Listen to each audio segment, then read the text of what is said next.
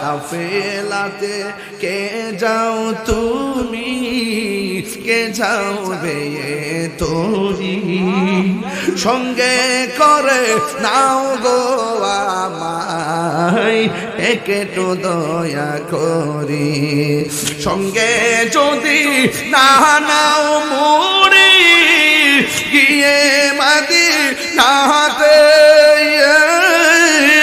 আমার সালাম পৌঁছে দিও, আমার সালাম পৌঁছে দিও, ও বিজির যায় মনে বড় আশা ছিল,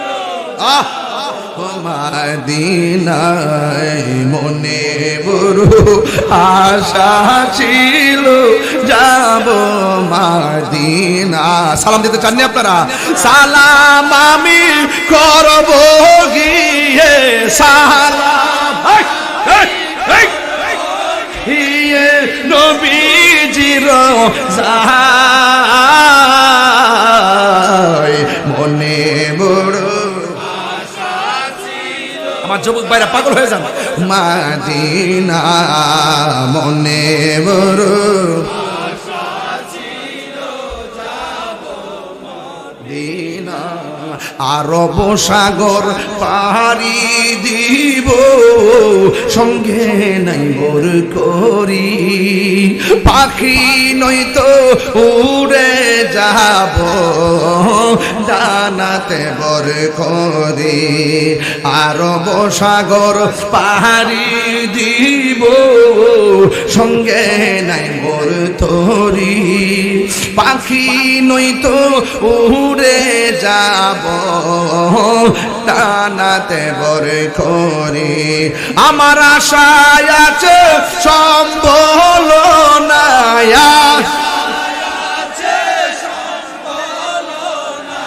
করি কিউ পাই মনে বড় যাব মদিনায়, মনে বড় আশা ছিল যাব মদিনায়। জোরে জোরে কি আল্লাহু আকবার বলা যাবে না?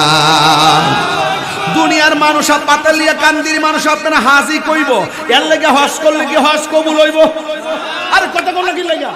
তাহলে আপনি কোন কারণে হজে গেছেন?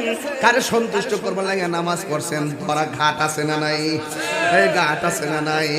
এবার বান্দা বলবে আল্লাহ আমি তোমার সন্তুষ্টির জন্য আমি হজ করেছি তোমার পাওয়ার জন্য।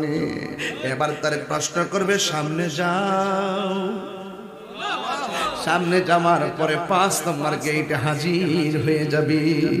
ওই গেটে যখন হাজির হয়ে যাবে এবার তারে জিগাইব দান যে করছো কোন কালে করছো, দান যে করছো কিসের জন্য করছো, দান যে করছো দানবীর কইবার লাগে কেউ কইছো কন্যা কন্যা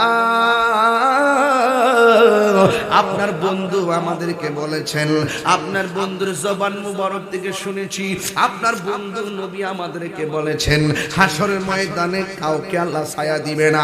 7 প্রকারের মানুষকে আমার আল্লাহ ছায়া দিবে। 1 নম্বর যারা হলো সর্দার, যারা হলো ন্যায় বিচারক। 2 নম্বর হলো কারা? কয় যারা হলো আল্লাহ সন্তুষ্টির জন্য ইবাদত করে। 3 নম্বর কারা? কয় যারা আল্লাহকে পাওয়ার জন্য দান করে।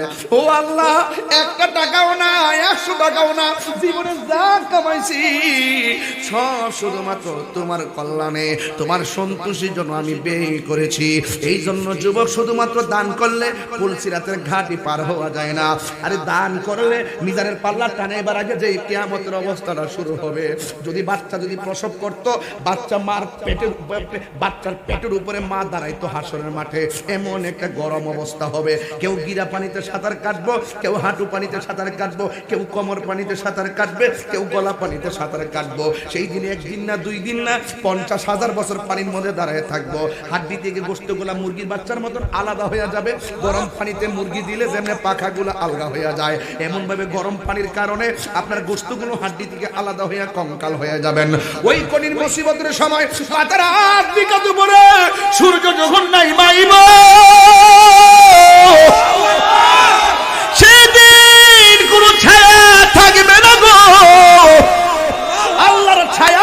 কোনো ছায়া থাকবে না।